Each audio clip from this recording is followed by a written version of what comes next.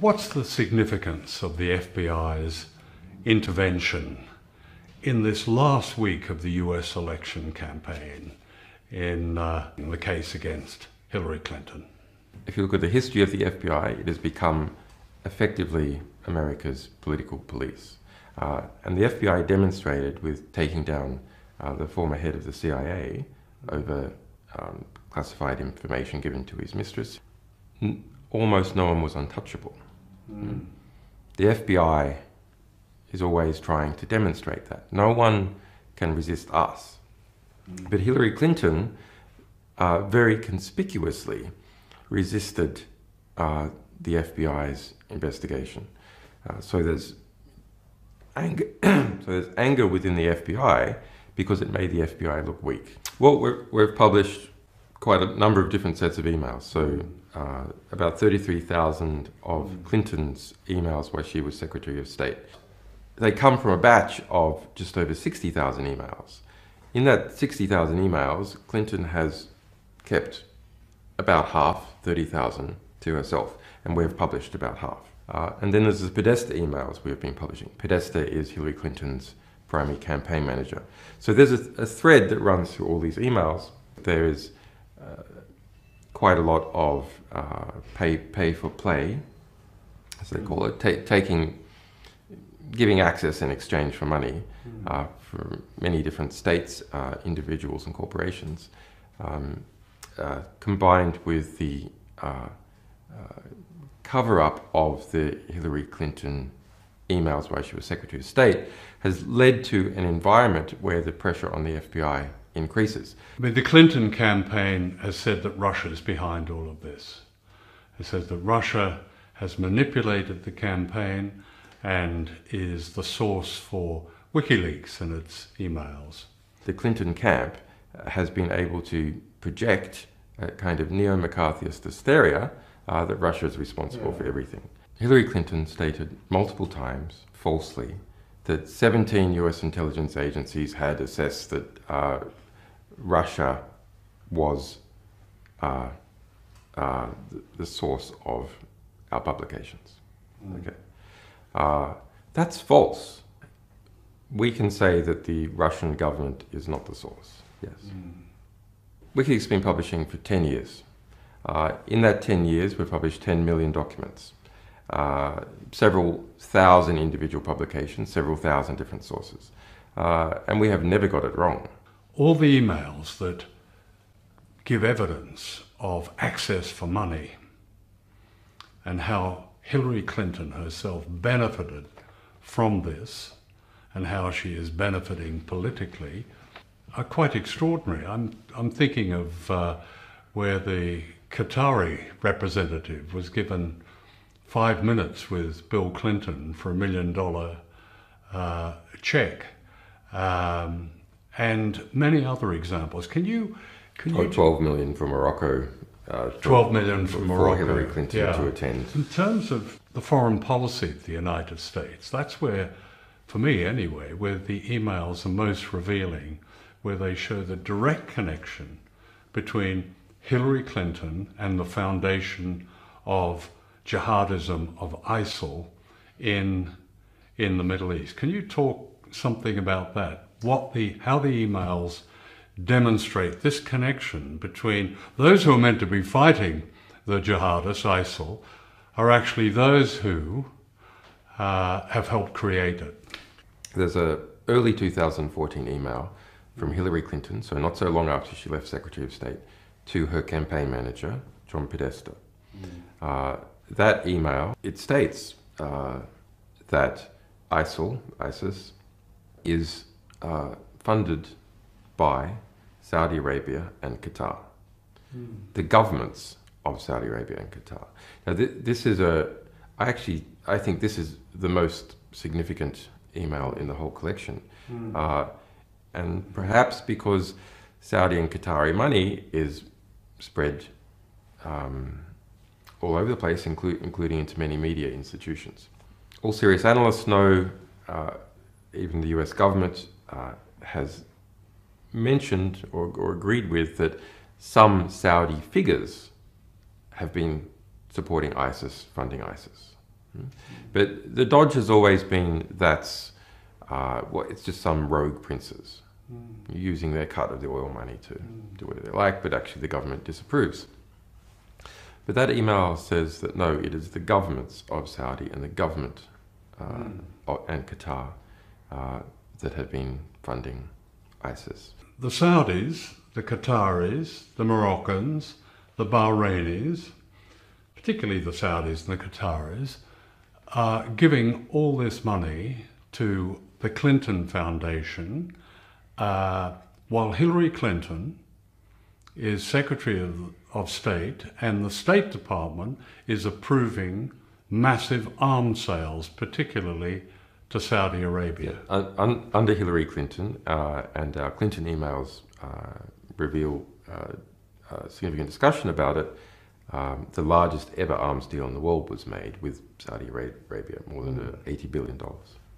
In fact, during her tenure as Secretary of State, total arms exports from the United States, in terms of their dollar value, doubled.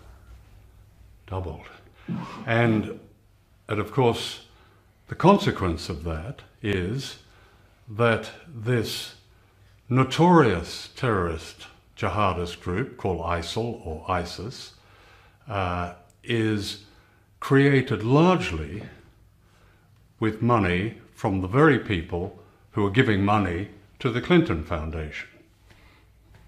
Yes. That's extraordinary. Look, Hillary Clinton's just a person. I actually feel quite sorry for Hillary Clinton as a person, because I see someone who is eaten alive by their ambitions, tormented, literally to the point where they become sick. You know, they faint as a result of going on with their ambitions. But she represents a whole network of people, and a network of relationships also with particular states. The question is, how does Hillary Clinton fit in this broader network? Well, she's a centralizing cog, so that you've got a lot of different gears in operation, from the big banks like Goldman Sachs and major elements of Wall Street and intelligence and people in the State Department and the Saudis and so on. She's the, if you like, the centralizer that interconnects all these different cogs. She's a smooth central representation of all that. And all that is more or less what is in power now in the United States. It's what we call the establishment, or the DC consensus, and its influences. In fact, one of the more significant Podesta emails that we released was about how the Obama cabinet was formed. And half of the Obama cabinet was basically nominated by a representative from Citibank. Well, it's quite amazing. Didn't Citibank supply a list which turned out to be mostly the Obama cabinet? Yes. So Wall Street decides the cabinet of the President of the United States. But if you were following the Obama campaign back then closely, you could see it had become very close to banking interests. It wasn't so close to oil interests, but it was very close to banking interests. Yeah. So I think you can't properly understand Hillary Clinton's foreign policy without understanding Saudi Arabia. The connections with Saudi Arabia are so intimate. Why was she so demonstrably enthusiastic about the destruction of Libya? Can you talk a little about just what the emails have told you about what happened there? Because Libya is such a source for so much of the mayhem now in Syria, the ISIL, jihadism, and so on. And it was almost Hillary Clinton's invasion. What do the emails tell us about that? Libya, more than anyone else's war, was Hillary Clinton's war. Barack Obama initially opposed it. Who was the person who was championing it? Hillary Clinton. That's documented throughout her emails. She put her favoured agent, in effect, Sidney Blumenthal, onto that. There's more than 1,700 emails out of the 33,000 Hillary Clinton emails we published just about Libya. It's not about that Libya has cheap oil. She perceived the removal of Gaddafi and the overthrow of the Libyan state, something that she would use to run in the general election for president. So late 2011, there's an internal document called the Libya TikTok that is produced for Hillary Clinton, and it's a chronological description of how Hillary Clinton was the central figure in the destruction of the Libyan state. As a result, there was around 40,000 deaths within Libya. Jihadists moved in, ISIS moved in. That led to the European refugee and migrant crisis, because not only did you have people fleeing Libya, people then fleeing Syria, destabilization of other African countries as a result of arms flows. The Libyan state itself was no longer able to control movement of people through it.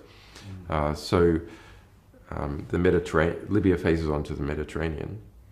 And so it had been effectively the cork in the bottle of Africa. So all problems, economic problems, civil war in Africa, previously people fleeing those problems didn't end up in Europe because Libya policed the Mediterranean. And that was said explicitly at the time, back in early 2011 by Gaddafi. What do these Europeans think that they're doing, trying to bomb and destroy the Libyan state? There's going to be floods of migrants out of Africa and jihadists into Europe, and that is exactly what happened. You get a lot of complaints from people saying, what is WikiLeaks doing? Are they trying to put Trump in the White House? My analysis is that Trump would not be permitted to win. Why do I say that? Because he's had every establishment offside. Trump doesn't have one establishment, maybe with the exception of the evangelicals, if you can call them an establishment. But banks, intelligence, arms companies, well, they all want him beat, foreign money, etc., is all united behind Hillary Clinton, and the media as well. So media owners and even journalists themselves. The accusations that WikiLeaks is in league with the Russians, and you hear people saying, well, why doesn't WikiLeaks investigate and publish emails on Russia? We have published over 800,000 documents of various kinds that relate to Russia. Most of those are critical. And a great many books have come out of our publications about Russia, most of which are critical. And our documents have gone on to be used in quite a number of court cases, refugee cases of people fleeing some kinds of claimed political persecution in Russia, which they use our documents to back up. Do you take yourself a view of the US election? Do you have a preference for Clinton or Trump? Donald Trump, what does he represent in the American mind and in the European mind? He represents American white trash. Deplorable and irredeemable. Basically the same thing. It means from a establishment or educated, cosmopolitan, urbane perspective, these people are, they're like the rednecks, and you can't, like, they're just, can never deal with them. And because he so clearly, through his words and actions and the type of people who turns up his rallies, represents people who are not the upper middle class educated, there's a fear of seeming to be associated in any way with that, a social fear that lowers the class status of anyone who can be accused of somehow assisting in any way Trump, including by criticizing Clinton. Yeah. And if you look at how the middle class gains its economic and social power, it makes absolute sense.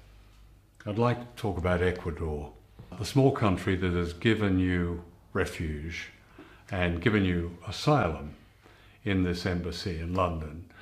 Now, Ecuador cut off the internet from here, where we're doing this interview, in the embassy, for the clearly obvious reason that they were concerned about appearing to intervene in the US election campaign. Can you talk about why they would take that action and your own views on Ecuador's support for you? Let's go back 4 years ago. Right. Ecuador, I made an asylum application to Ecuador in this embassy because of the US extradition case. Yeah. And the result was, after a month, I was successful in asylum application, and then the embassy has been surrounded by police. Quite an expensive police operation, which the British government admits to spending more than £12.6 million. They admitted that over a year ago. And now there's undercover police and there's robot surveillance cameras of various kinds. So that there has been a quite serious conflict right here in the heart of London between Ecuador, a country of 16 million people, and the United Kingdom and the Americans who have been helping on the side. So that was a brave and principled thing for Ecuador to do. Now we have the US election on foot. The Ecuadorian election is in February next year. You have the White House feeling the political heat as a result of the true information that we have been publishing. WikiLeaks does not publish from the jurisdiction of Ecuador, from this embassy, or in the territory of Ecuador. We publish from France, we publish from Germany, we publish from the Netherlands, and a number of other countries, so that the attempted squeeze on WikiLeaks is through my refugee status. And this is really intolerable.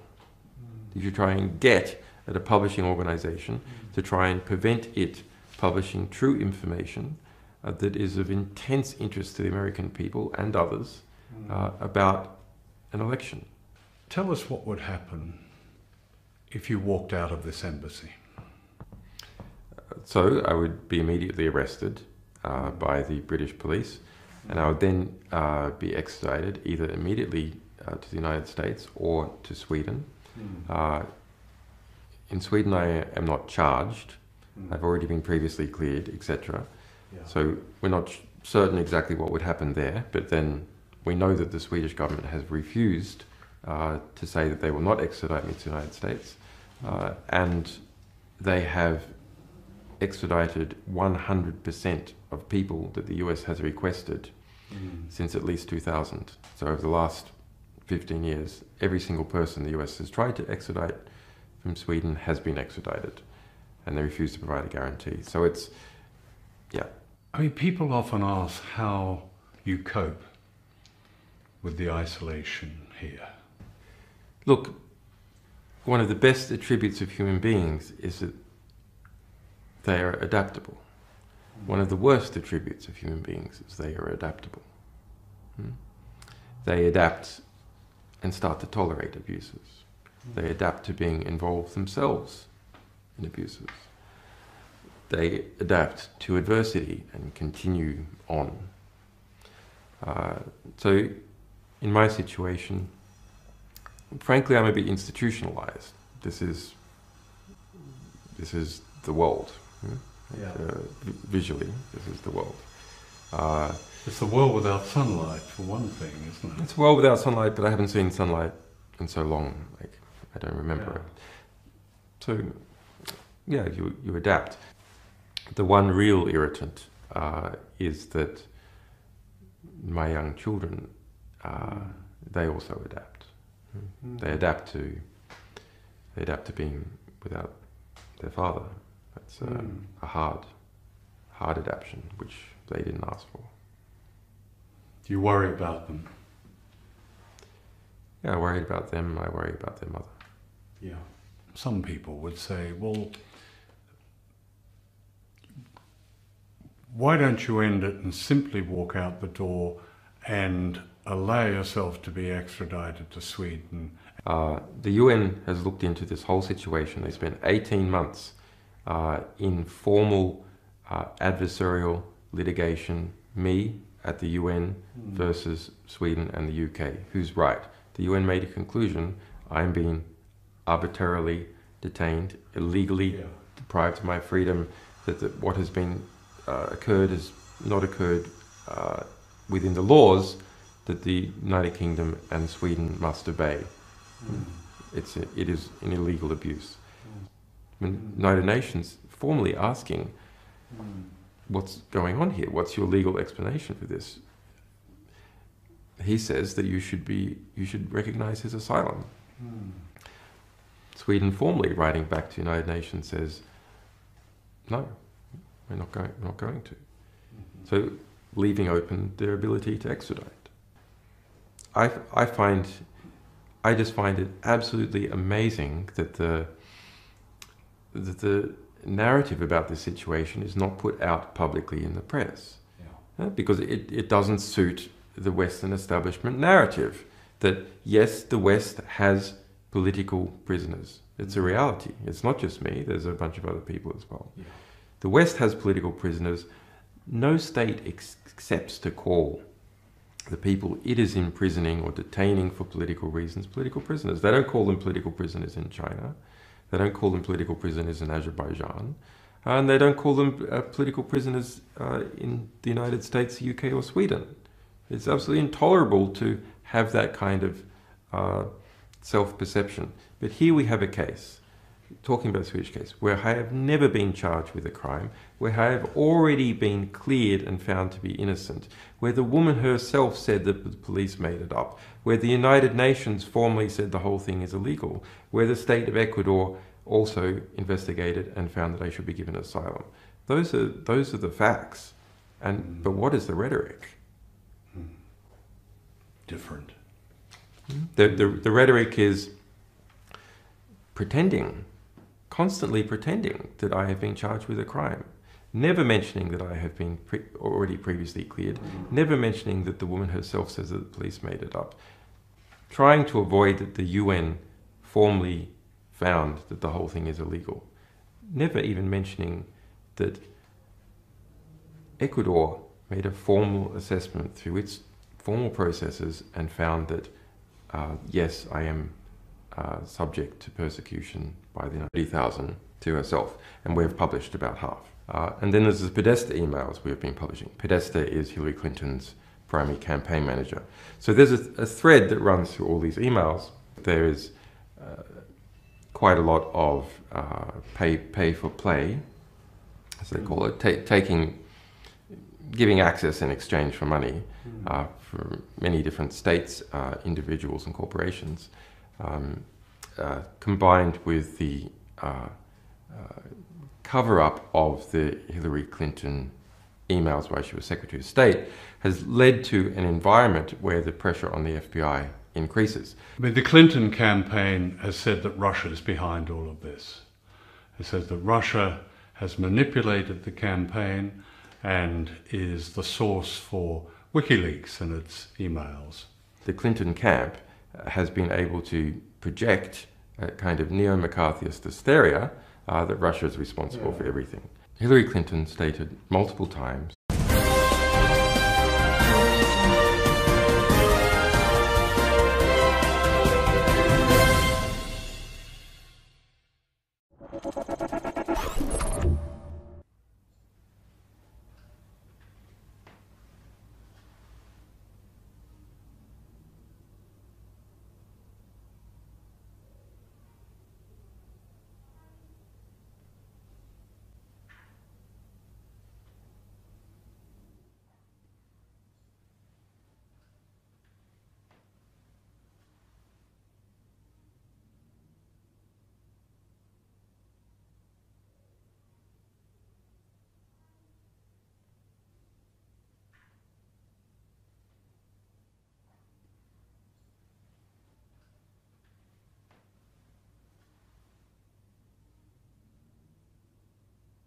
What's the significance of the FBI's intervention in this last week of the US election? Falsely, that 17 US intelligence agencies had assessed that Russia was the source of our publications. Okay, that's false. We can say that the Russian government is not the source. Yes. WikiLeaks has been publishing for 10 years. In that 10 years, we've published 10 million documents, several thousand individual publications, several thousand different sources. And we have never got it wrong.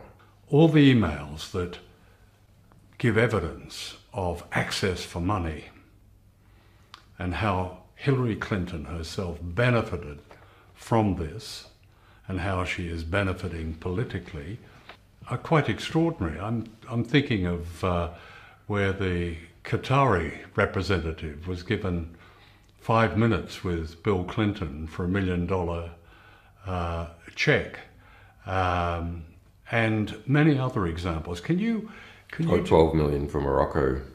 12 million from Morocco. For Hillary Clinton to attend. In terms of the foreign policy of the United States, that's where, for me anyway, where the emails are most revealing, where they show the direct connection between Hillary Clinton and the foundation of jihadism, of ISIL in the Middle East. Can you talk something about that? How the emails demonstrate this connection between those who are meant to be fighting the jihadists, ISIL, are actually those who have helped create it. There's an early 2014 email from Hillary Clinton, so not so long after she left Secretary of State, to her campaign manager, John Podesta. That email, it states that ISIS, is funded by Saudi Arabia and Qatar. The governments of Saudi Arabia. Election campaign in the case against Hillary Clinton. If you look at the history of the FBI, it has become effectively America's political police. And the FBI demonstrated with taking down the former head of the CIA over classified information given to his mistress. Almost no one was untouchable. The FBI is always trying to demonstrate that. No one can resist us. But Hillary Clinton very conspicuously resisted the FBI's investigation. So there's anger within the FBI because it made the FBI look weak. Well, we've published quite a number of different sets of emails. So about 33,000 of Clinton's emails while she was Secretary of State. They come from a batch of just over 60,000 emails. In that 60,000 emails, Clinton has kept about half,